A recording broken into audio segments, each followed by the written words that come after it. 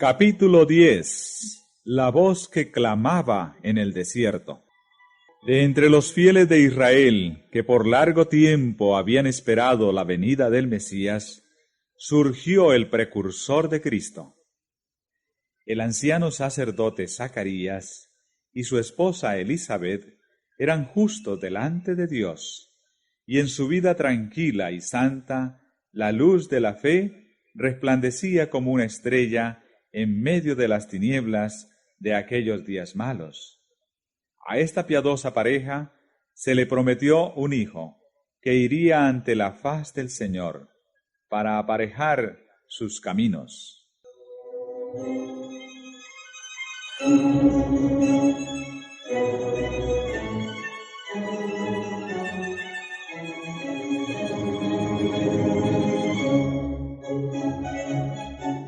Zacarías habitaba en la región montañosa de Judea, pero había subido a Jerusalén para servir en el templo durante una semana, según se requería 2 veces al año de los sacerdotes de cada turno. Y aconteció que ejerciendo Zacarías el sacerdocio delante de Dios por el orden de su vez, conforme a la costumbre del sacerdocio, salió en su suerte a poner el incienso, entrando en el templo del Señor.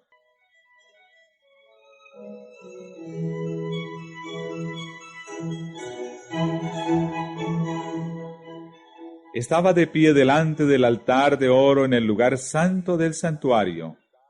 La nube de incienso ascendía delante de Dios con las oraciones de Israel. De repente sintió una presencia divina. Un ángel del Señor estaba en pie a la derecha del altar. La posición del ángel era una indicación de favor. Pero Zacarías no se fijó en esto. Durante muchos años, Zacarías había orado por la venida del Redentor. Y ahora el cielo le había mandado su mensajero para anunciarle que sus oraciones iban a ser contestadas. Pero la misericordia de Dios le parecía demasiado grande para creer en ella. Se sentía lleno de temor y condenación propia.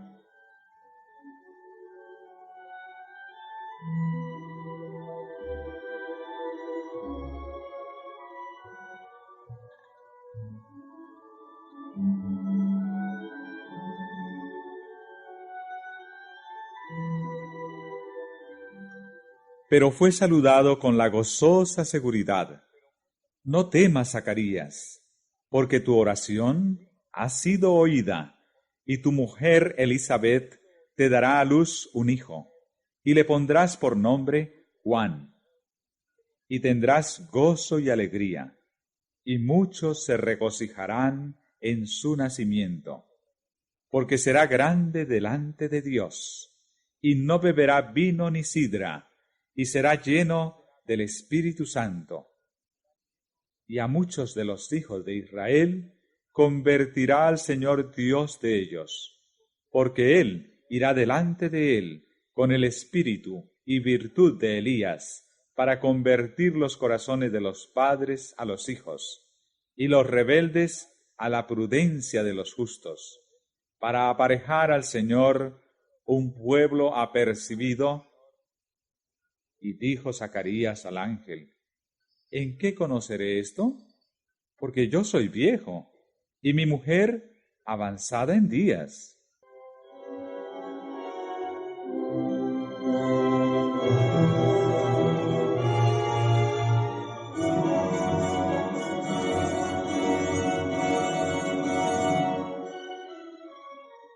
Zacarías sabía muy bien que Abraham en su vejez había recibido un hijo, porque había tenido por fiel a aquel que había prometido.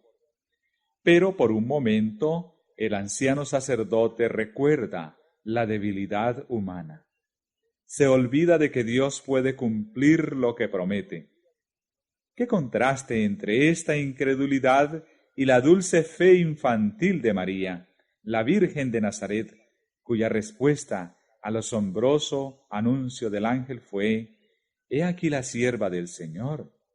Hágase a mí conforme a tu palabra.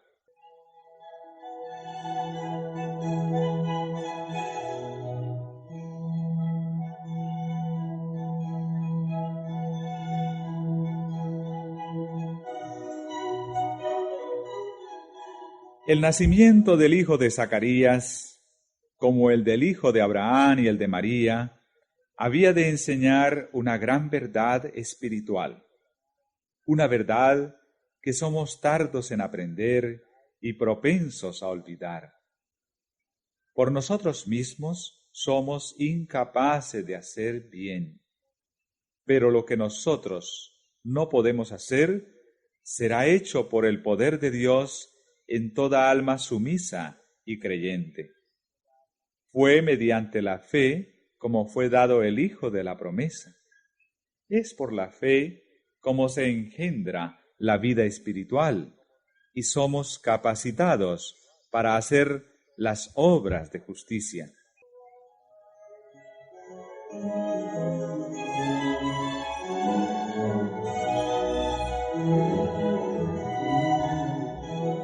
A la pregunta de Zacarías, el ángel respondió: Yo soy Gabriel, que estoy delante de Dios, y soy enviado a hablarte y a darte estas buenas nuevas. 500 años antes, Gabriel había dado a conocer a Daniel el periodo profético que había de extenderse hasta la venida de Cristo. El conocimiento de que el fin de este periodo se acercaba había inducido a Zacarías a orar por el advenimiento del Mesías. Y he aquí que el mismo mensajero, por quien fuera dada la profecía, había venido a anunciar su cumplimiento.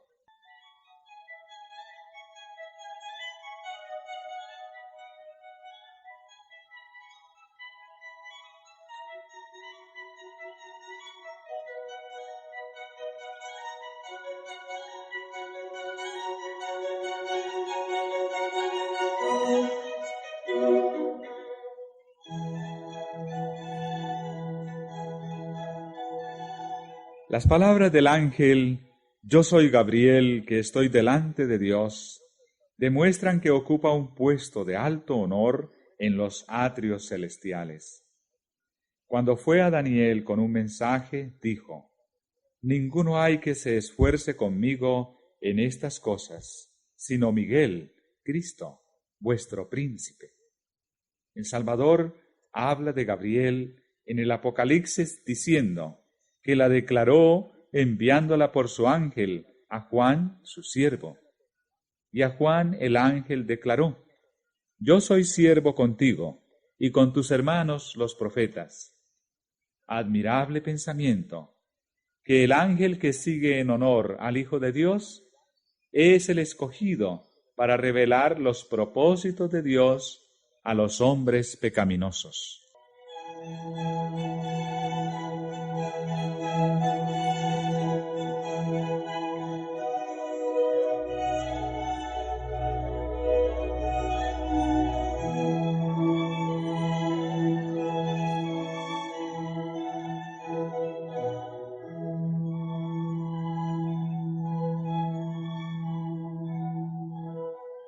Zacarías había expresado duda acerca de las palabras del ángel. No había de volver a hablar hasta que se cumpliesen. He aquí, dijo el ángel, estarás mudo hasta el día que esto sea hecho, por cuanto no creíste a mis palabras, las cuales se cumplirán a su tiempo. El sacerdote debía orar en este culto por el perdón de los pecados públicos y nacionales, y por la venida del Mesías. Pero cuando Zacarías intentó hacerlo, no pudo pronunciar una palabra.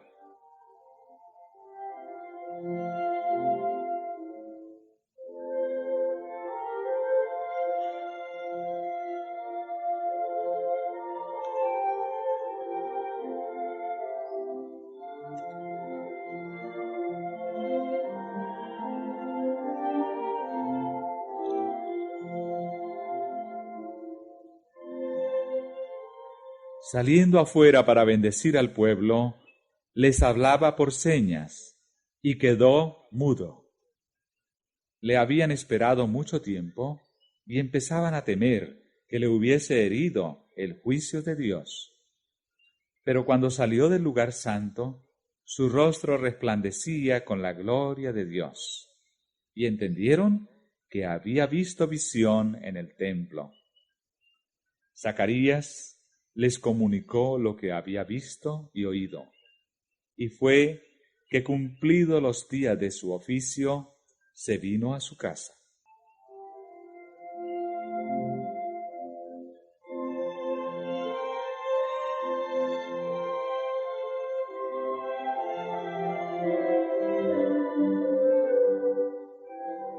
Poco después del nacimiento del niño prometido, la lengua del padre quedó desligada, y habló bendiciendo a Dios. Y fue un temor sobre todos los vecinos de ellos, y en todas las montañas de Judea fueron divulgadas todas estas cosas. Y todos los que las oían, las conservaban en su corazón, diciendo, ¿quién será este niño? Todo esto tendía a llamar la atención a la venida del Mesías, para la cual Juan había de preparar el camino.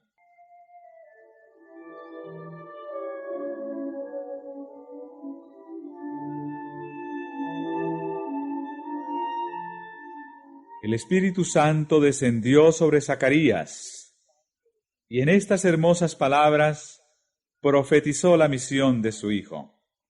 Y tú, niño, serás llamado profeta del Altísimo, pues irás ante la faz del Señor para preparar sus caminos, dando conocimiento de salvación a su pueblo en la remisión de sus pecados, a causa de las entrañas de misericordia de nuestro Dios, en las que nos visitará el sol naciente, descendiendo de las alturas, para dar luz a los que están sentados en tinieblas y en sombra de muerte, para dirigir nuestros pies en el camino de la paz.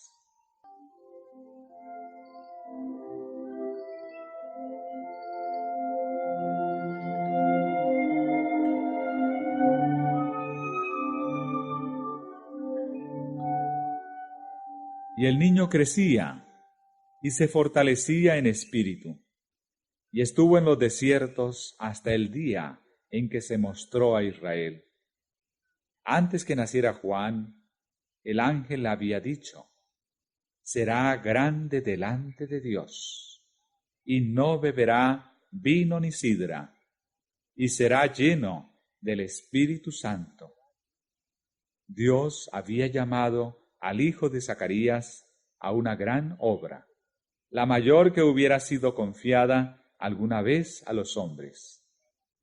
A fin de ejecutar esta obra, el Señor debía obrar con él, y el Espíritu de Dios estaría con él si prestaba atención a las instrucciones del ángel.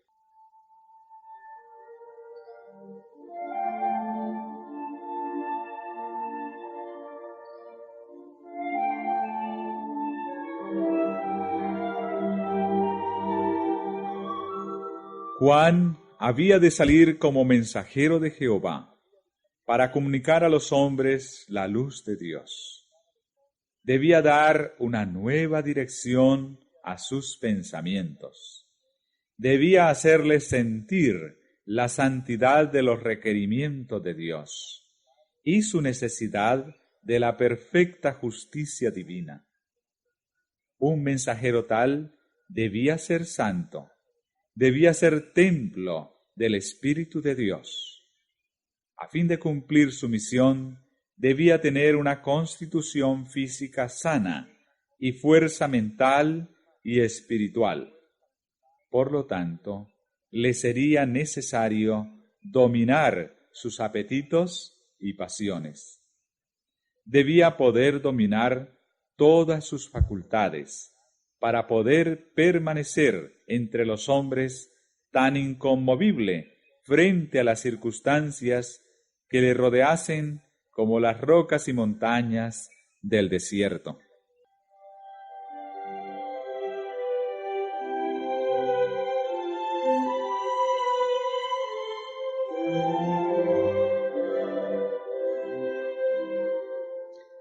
En el tiempo de Juan el Bautista, la codicia de las riquezas y el amor al lujo y a la ostentación se habían difundido extensamente. Los placeres sensuales, banquetes y borracheras estaban ocasionando enfermedades físicas y degeneración, embotando las percepciones espirituales y disminuyendo la sensibilidad al pecado. Juan debía destacarse como reformador. Por su vida abstemia y su ropaje sencillo, debía reprobar los excesos de su tiempo. Tal fue el motivo de las indicaciones dadas a los padres de Juan. Una lección de temperancia dada por un ángel del trono celestial.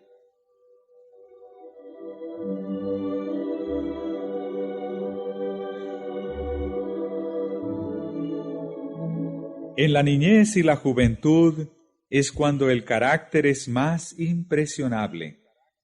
Entonces es cuando debe adquirirse la facultad del dominio propio. En el hogar y la familia se ejercen influencias cuyos resultados son tan duraderos como la eternidad. Más que cualquier dote natural, los hábitos formados en los primeros años deciden si un hombre vencerá o será vencido en la batalla de la vida. La juventud es el tiempo de la siembra. Determina el carácter de la cosecha para esta vida y la venidera.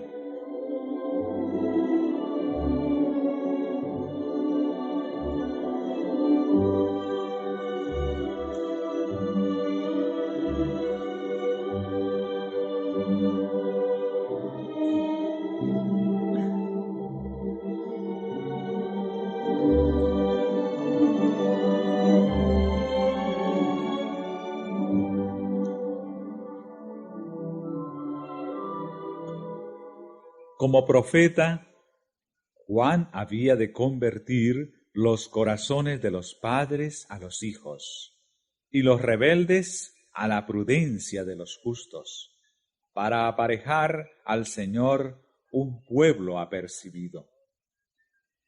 Al preparar el camino para la primera venida de Cristo, representaba a aquellos que han de preparar un pueblo para la segunda venida de nuestro Señor. El mundo está entregado a la sensualidad. Abundan los errores y las fábulas. Se han multiplicado las trampas de Satanás para destruir a las almas. Todos los que quieran alcanzar la santidad en el temor de Dios deben aprender las lecciones de temperancia y dominio propio. Las pasiones y los apetitos deben ser mantenidos sujetos a las facultades superiores de la mente.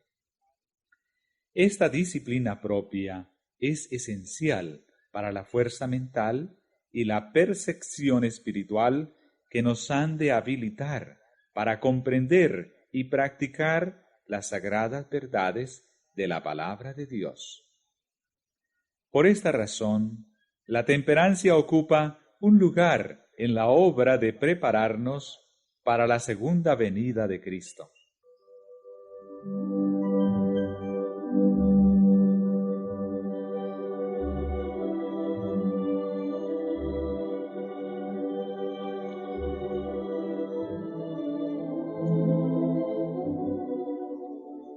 En el orden natural de las cosas, el hijo de Zacarías habría sido educado para el sacerdocio, pero la educación de las escuelas rabínicas le habrían arruinado para su obra.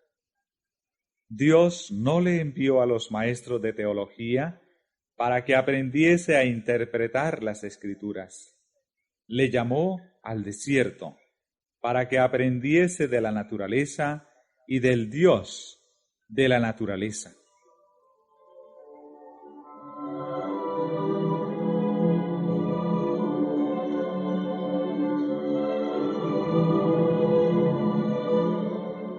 Fue en una región solitaria donde halló hogar, en medio de las colinas áridas, de los desfiladeros salvajes y las cuevas rocosas.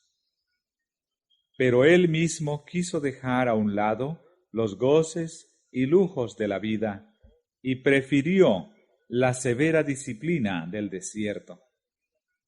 Allí lo que le rodeaba era favorable a la adquisición de sencillez y abnegación. No siendo interrumpido por los clamores del mundo, podía estudiar las lecciones de la naturaleza, de la revelación y de la providencia. Las palabras del ángel a Zacarías habían sido repetidas con frecuencia a Juan por sus padres temerosos de Dios. Desde la niñez se le había recordado su misión y él había aceptado el cometido sagrado. Para él, la soledad del desierto era una manera bienvenida de escapar de la sociedad en la cual las sospechas, la incredulidad y la impureza lo compenetraban casi todo. Desconfiaba de su propia fuerza para resistir la tentación y huía del constante contacto con el pecado, a fin de no perder el sentido de su excesiva pecaminosidad.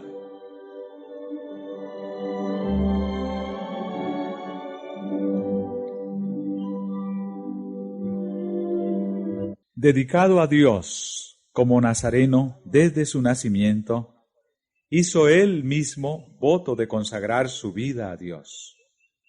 Su ropa era la de los antiguos profetas, un manto de pelo de camello, ceñido a sus lomos, por un cinturón de cuero. Comía langostas y miel silvestre, que hallaba en el desierto, y bebía del agua pura de las colinas.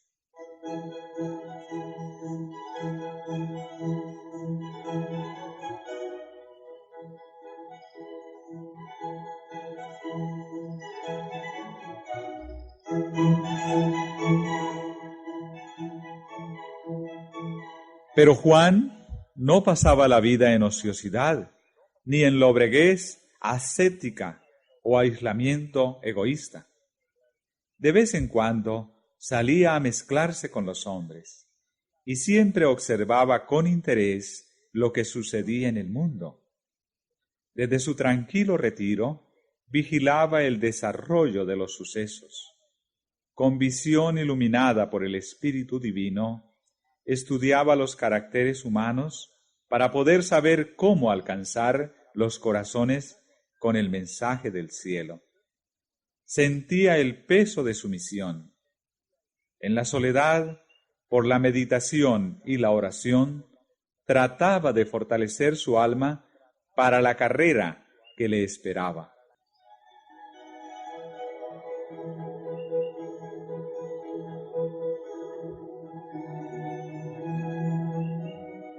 Aun cuando residía en el desierto, no se veía libre de tentación. En cuanto le era posible, cerraba todas las avenidas por las cuales Satanás podría entrar. Y sin embargo, era asaltado por el tentador. Pero sus percepciones espirituales eran claras. Había desarrollado fuerza de carácter y decisión. Y gracias a la ayuda del Espíritu Santo, podía reconocer los ataques de Satanás y resistir su poder.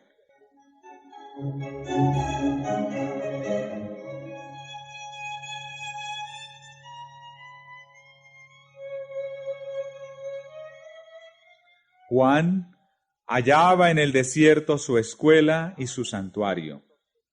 Como Moisés entre las montañas de Madián, se veía cercado por la presencia de Dios y por las evidencias de su poder.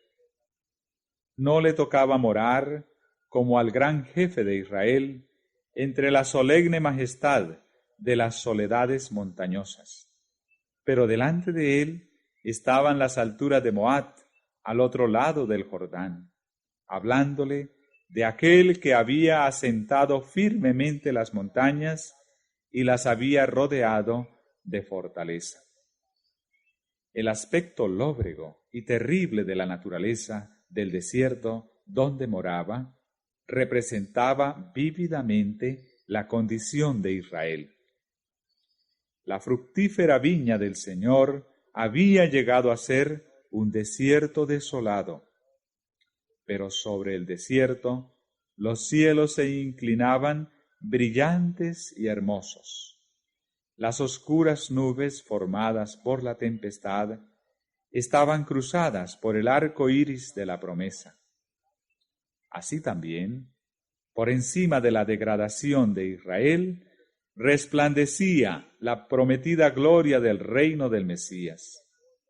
Las nubes de ira estaban cruzadas por el arco iris de su pactada misericordia.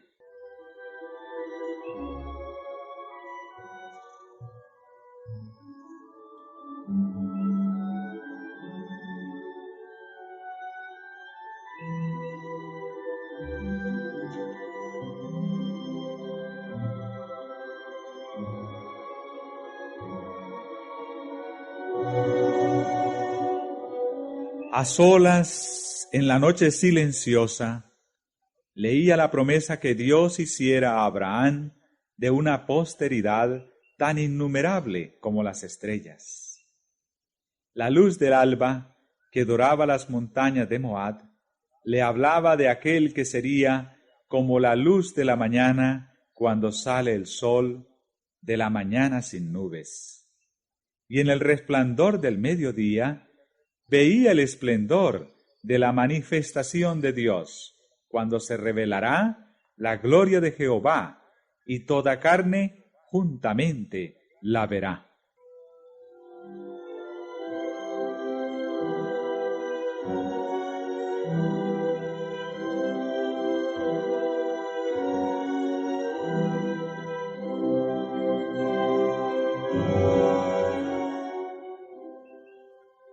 Con espíritu alegre, aunque asombrado, buscaba en los rollos proféticos las revelaciones de la venida del Mesías, la simiente prometida, que había de aplastar la cabeza de la serpiente, el Shiloh, el pacificador, que había de aparecer antes que dejase de reinar un rey en el trono de David.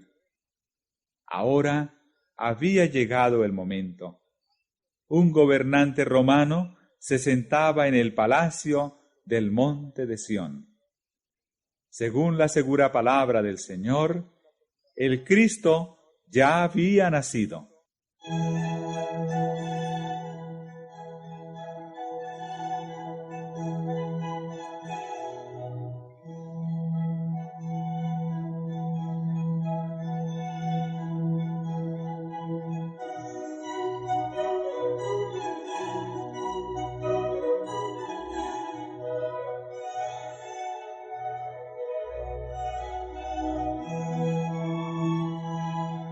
De día y de noche estudiaba las arrobadoras descripciones que hiciera Isaías de la gloria del Mesías, en las que lo llamaba el retoño de la raíz de Isaí, un rey que reinaría con justicia, juzgando con rectitud por los mansos de la tierra. Sería un abrigo contra la tempestad, la sombra de una peña grande en tierra de cansancio. Israel no sería ya llamado desamparada, ni su tierra asolamiento, sino que sería llamado del Señor, mi deleite, y su tierra Beula. El corazón del solitario desterrado se henchía de la gloriosa visión.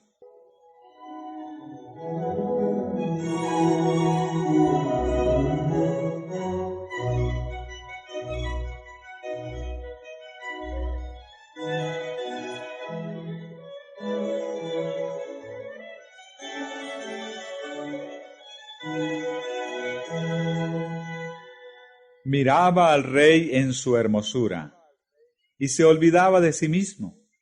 Contemplaba la majestad de la santidad y se sentía deficiente e indigno. Estaba listo para salir como el mensajero del cielo, sin temor de lo humano, porque había mirado lo divino. Podía estar en pie sin temor en presencia de los monarcas terrenales, porque se había postrado delante del Rey de Reyes.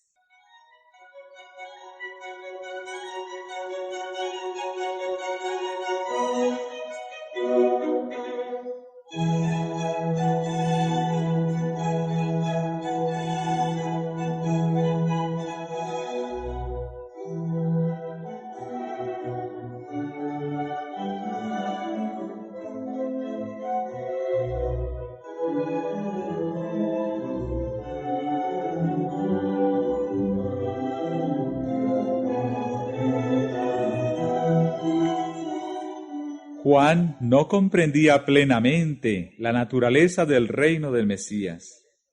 Esperaba que Israel fuese librado de sus enemigos nacionales. Pero el gran objeto de su esperanza era la venida de un rey de justicia y el establecimiento de Israel como nación santa.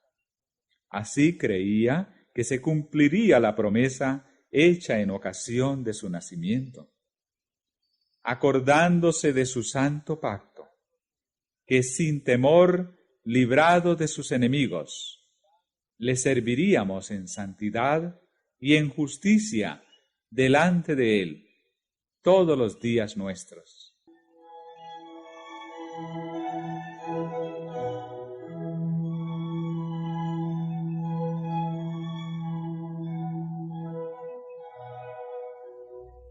Veía que los hijos de su pueblo estaban engañados, satisfechos y dormidos en sus pecados. Anhelaba incitarlos a vivir más santamente. El mensaje que Dios le había dado para que le proclamase estaba destinado a despertarlos de su letargo y a hacerlos temblar por su gran maldad. Antes que pudiese alojarse la semilla del Evangelio, el suelo del corazón debía ser quebrantado. Antes de que tratasen de obtener santidad de Jesús, debían ser despertados para ver el peligro que les hacían correr las heridas del pecado.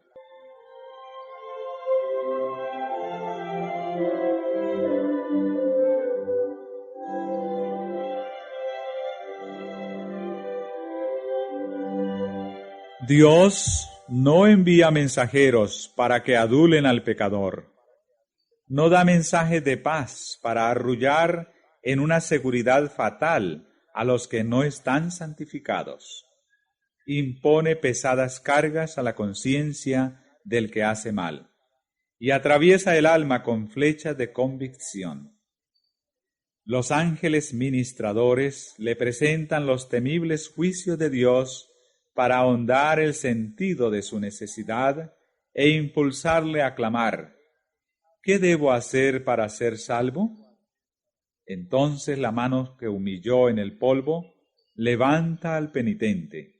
La voz que reprendió el pecado y avergonzó el orgullo y la ambición pregunta con la más tierna simpatía: ¿qué quieres que te haga?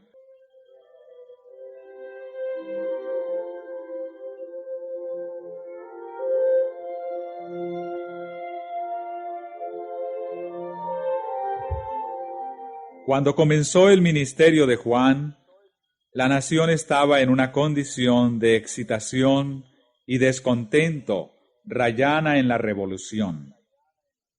Al desaparecer Arquelao, Judea había caído directamente bajo el dominio de Roma. La tiranía y la extorsión de los gobernantes romanos y sus resueltos esfuerzos para introducir las costumbres y los símbolos paganos encendieron la rebelión, que fue apagada en la sangre de miles de los más valientes de Israel. Todo esto intensificó el odio nacional contra Roma y aumentó el anhelo de ser libertado de su poder.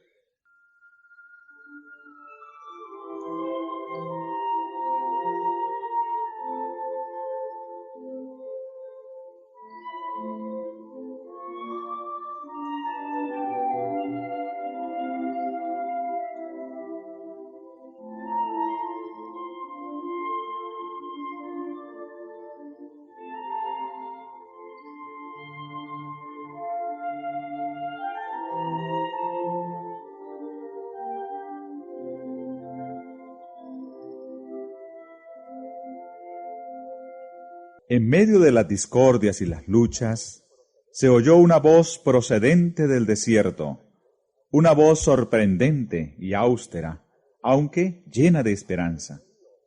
Arrepentíos, que el reino de los cielos se ha acercado. Con un poder nuevo y extraño, conmovía a la gente. Los profetas habían predicho la venida de Cristo como un acontecimiento del futuro lejano. Pero he aquí que se oía un anuncio de que se acercaba. El aspecto singular de Juan hacía recordar a sus oyentes los antiguos videntes. En sus modales e indumentaria se asemejaba al profeta Elías. Con el espíritu y poder de Elías, denunciaba la corrupción nacional y reprendía los pecados prevalecientes. Sus palabras eran claras, directas y convincentes. Muchos creían que era uno de los profetas que había resucitado de los muertos. Toda la nación se conmovió. Muchedumbres acudieron al desierto.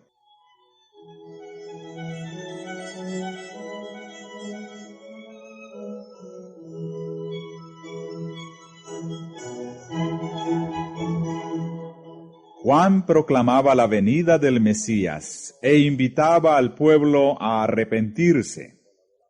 Como símbolo de la purificación del pecado, bautizaba en las aguas del Jordán. Así, mediante una lección objetiva muy significativa, declaraba que todos los que querían formar parte del pueblo elegido de Dios estaban contaminados por el pecado y que sin la purificación del corazón y de la vida no podrían tener parte en el reino del Mesías.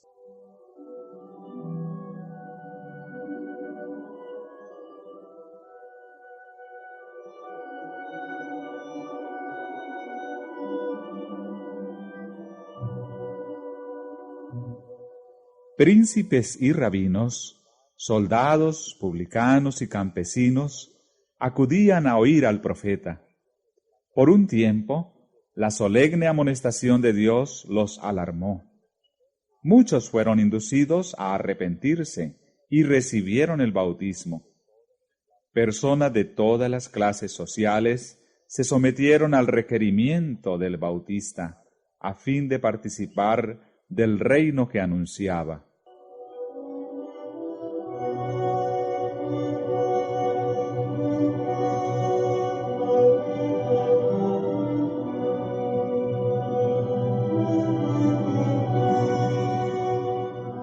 Muchos de los escribas y fariseos vinieron confesando sus pecados y pidiendo el bautismo. Se habían ensalzado como mejores que los otros hombres y habían inducido a la gente a tener una alta opinión de su piedad. Ahora se desenmascaraban los culpables secretos de su vida. Pero el Espíritu Santo hizo comprender a Juan que muchos de estos hombres no tenían verdadera convicción del pecado, eran oportunistas. Como amigos del profeta, esperaban hallar favor ante el príncipe venidero y pensaban fortalecer su influencia sobre el pueblo al recibir el bautismo de manos de este joven maestro popular.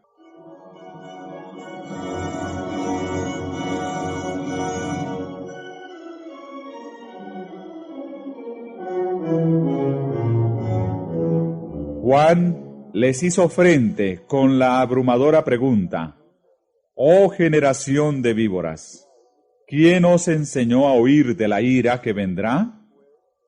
Haced, pues, frutos dignos de arrepentimiento, y no comencéis a decir en vosotros mismos: tenemos a Abraham por padre, porque os digo que puede Dios, aún de estas piedras, levantar hijos a Abraham».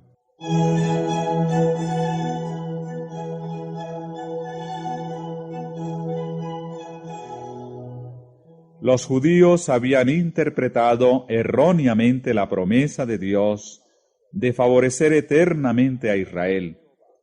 Así ha dicho Jehová, que da el sol para la luz del día, las leyes de la luna y de las estrellas para la luz de la noche, que parte la mar y braman sus ondas. Jehová de los ejércitos es su nombre. Si estas leyes faltaren delante de mí, dice Jehová, también la simiente de Israel faltará, para no ser nación delante de mí todos los días. Así ha dicho Jehová: si los cielos arriba se pueden medir y buscarse abajo los fundamentos de la tierra, también yo desecharé toda la simiente de Israel por todo lo que hicieron, dice Jehová. Los judíos consideraban que su descendencia natural de Abraham les daba derecho a esta promesa, pero pasaban por alto las condiciones que Dios había especificado. Antes de hacer la promesa, había dicho: daré mis leyes en sus entrañas, y escribirélas en sus corazones, y seré yo a ellos por Dios, y ellos me serán por pueblo. Porque perdonaré la maldad de ellos, y no me acordaré más de su pecado.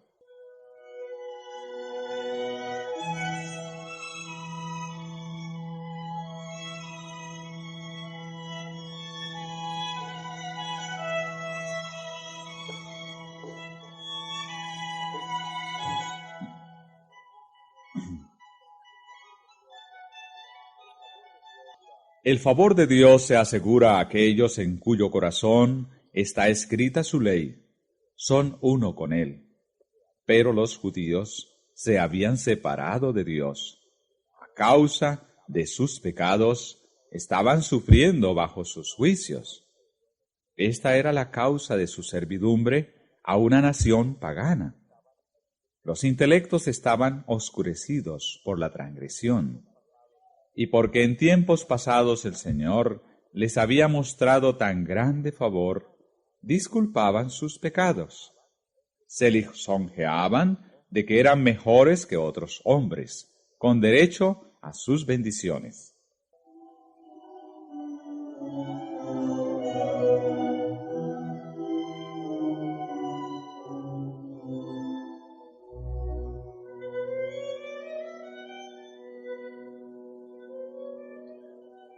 Estas cosas son escritas para nuestra admonición, en quienes los fines de los siglos han parado.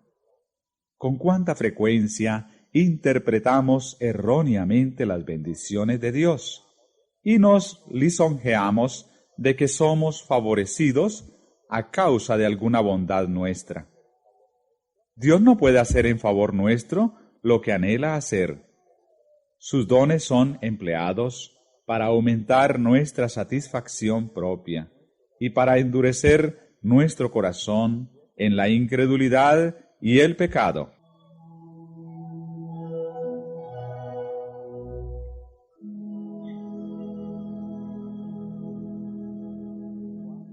Juan declaró a los maestros de Israel que su orgullo, egoísmo y crueldad demostraban que eran una generación de víboras, una maldición mortal para el pueblo, más bien que los hijos del justo y obediente Abraham.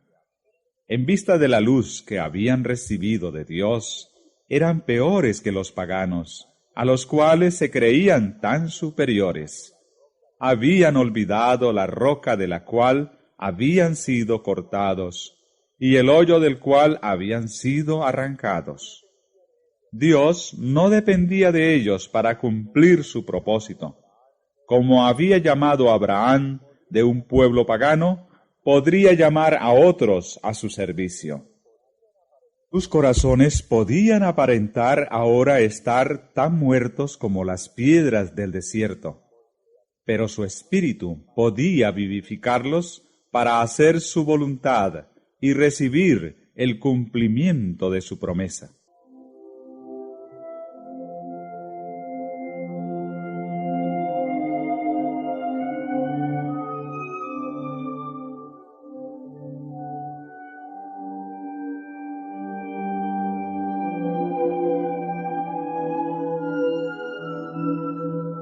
Y ya también decía el profeta, el hacha está puesta a la raíz de los árboles.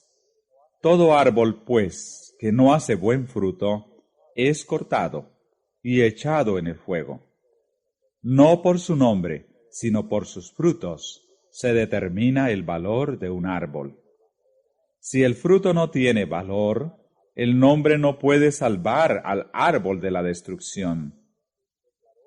Juan declaró a los judíos que su situación delante de Dios había de ser decidida por su carácter y su vida. La profesión era inútil. Si su vida y su carácter no estaban en armonía con la ley de Dios, no eran su pueblo.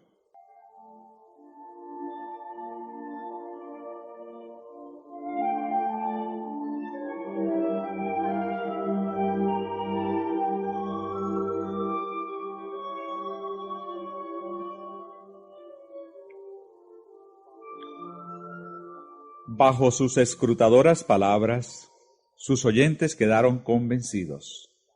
Vinieron a él preguntando, «Pues, ¿qué haremos?» Él contestó, «El que tiene 2 túnicas, dé al que no tiene, y el que tiene qué comer, haga lo mismo». Puso a los publicanos en guardia contra la injusticia y a los soldados contra la violencia.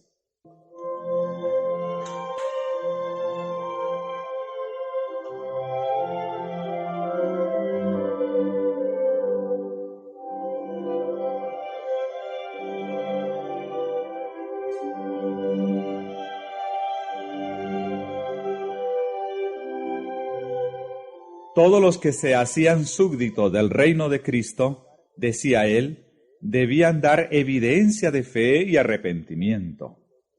En su vida debía notarse la bondad, la honradez y la fidelidad. Debían atender a los menesterosos y presentar sus ofrendas a Dios. Debían proteger a los indefensos y dar un ejemplo de virtud y compasión. Así también los seguidores de Cristo darán evidencia del poder transformador del Espíritu Santo. En su vida diaria se notará la justicia, la misericordia y el amor de Dios. De lo contrario, son como el tamo que se arroja al fuego.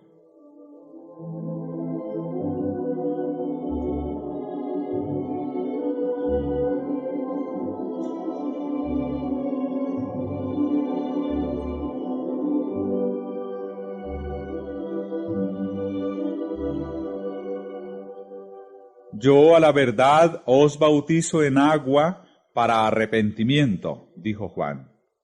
Mas el que viene tras mí, más poderoso es que yo, los zapatos del cual yo no soy digno de llevar. Él os bautizará en Espíritu Santo y en fuego.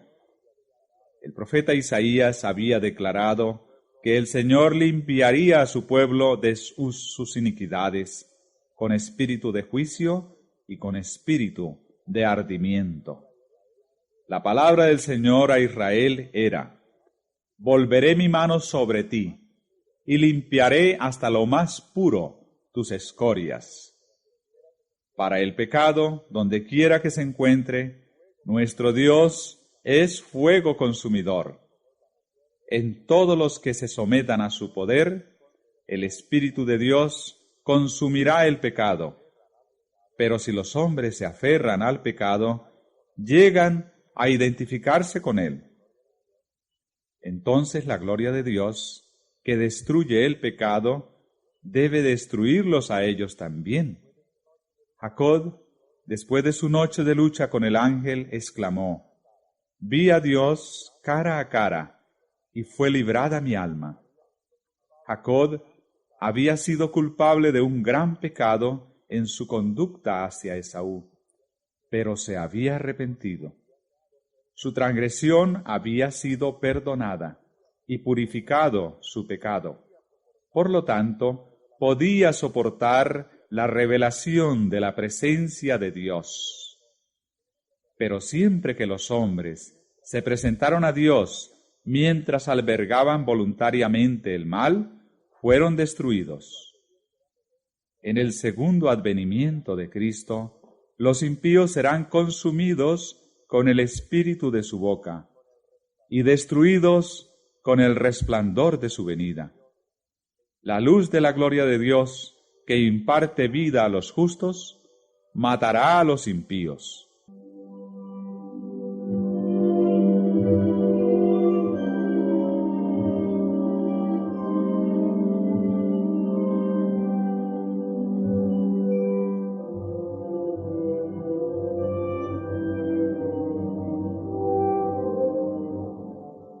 En el tiempo de Juan el Bautista, Cristo estaba por presentarse como revelador del carácter de Dios. Su misma presencia haría manifiestos a los hombres sus pecados. Únicamente en la medida en que estuviesen dispuestos a ser purificados de sus pecados, podían ellos entrar en comunión con Él. Únicamente los limpios de corazón podrían morar en su presencia.